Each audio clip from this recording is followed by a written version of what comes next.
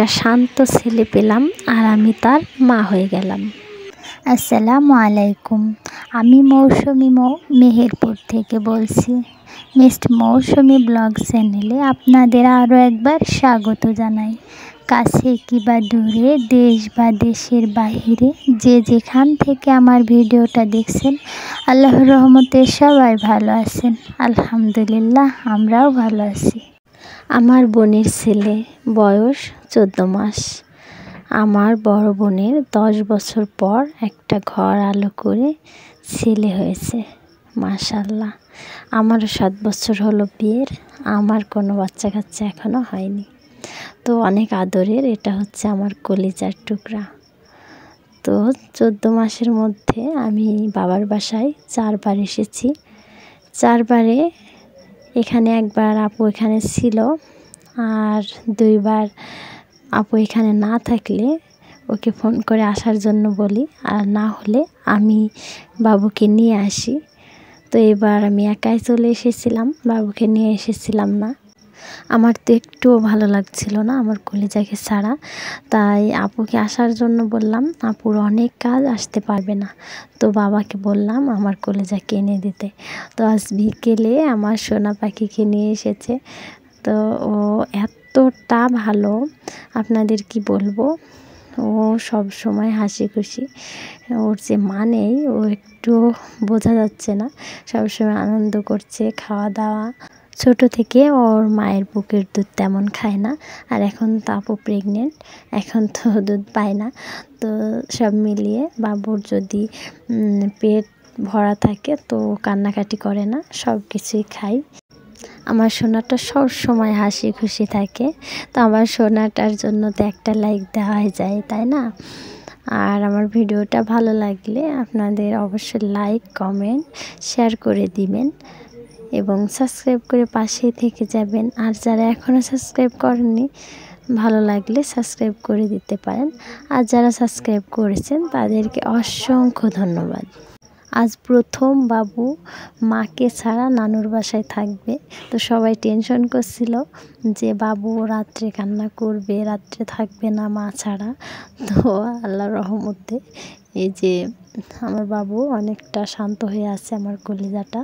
এই যে এখন হচ্ছে রাত 3টে বাজে।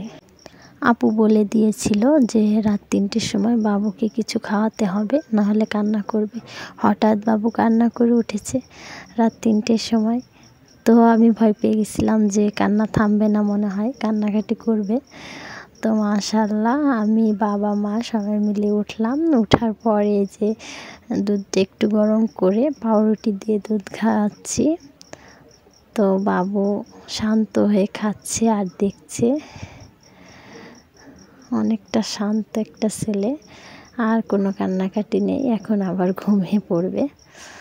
এই যে সকালে বাবু কত শান্ত হয়ে আছে, তবে ওর মুখের হাসিটা চলে গেছে। মা ছাড়া একটা বাচ্চা কখনোই মন থেকে হাসি খুশি থাকে না। অনেকটা শান্ত হয়ে গেছে বাবু, কোনো হাসি নেই, কান্না নেই, নিস্তব্ধ হয়ে গেছে। আমারও আর ভালো লাগছিল না। তো কি করব, ভাবছিলাম যে কয়দিন রাখবো বাবুকে, সেটা মনে হচ্ছে আর হবে না। ওদিকে আপু ফোন দিচ্ছে বারবার, আপুর নাকি একটুও ভালো লাগছে না আমার কলিজাকে ছাড়া। তো সব মিলিয়ে দেখি কতক্ষণ রাখা যায় বাবুকে। দুপুরবেলা বাবুকে খাওয়িয়ে গোসল করিয়ে এই যে বসেছিলাম, বাবু ঘুমিয়ে পড়েছে। এই যে আরও ছোট ছোট বাচ্চা ছিল আমার পাশে, এই যে ভাই বোনদেরই বাচ্চা। তো ওদেরকে পাশে নিয়েছিলাম, ও ওদের সাথে খেলছিল, খেলতে খেলতে ঘুমিয়ে পড়েছে। আমার পাশে যে মেয়েটা বসে আছে ওটা হচ্ছে আমার ছোট্ট আম্মু। তারপরে যে বাবু ঘুমিয়ে আছে, বাবুকে একটু শুয়ে রাখলাম। কিছুক্ষণ পর আবার বাবু জেগে উঠলো। আমার কলিজার নামটা বলতেই ভুলে গেছি। আমার কলিজার নাম হচ্ছে, আমি রেখেছি নাবিল হাসান, আর ওর আব্বু রেখেছে আব্দুল্লাহ। আমার কলিজাটা কালকে বিকেলে এসেছিল, আর এখন বাবুকে রেডি করে দেব। বাবু এখন চলে যাবে। পুরো 24 ঘন্টা বাবুকে নিয়েছিলাম আমি, আমার অনেক ভালো লাগছিল। আসলে নিজের সন্তান নেই তো। আমার শান্ত কলিজাটাকে পেয়েই আমি 24 ঘন্টার জন্য মা হয়ে গেলাম। আমার কলিজাটা এখন চলে যাবে ভেবে মনের মধ্যে একটা খারাপ লাগছে, কিচ্ছু ভালো লাগছে না। চারপাশে মাগরিবের আজান দিচ্ছে, আমার কলিজাটা চলে যাচ্ছে। আর এখানে আমার ব্লগ ভিডিও শেষ করছি। সবাই ভালো থাকবেন, সুস্থ থাকবেন। আবার আসবো নতুন ব্লগ ভিডিও নিয়ে। আল্লাহ হাফেজ।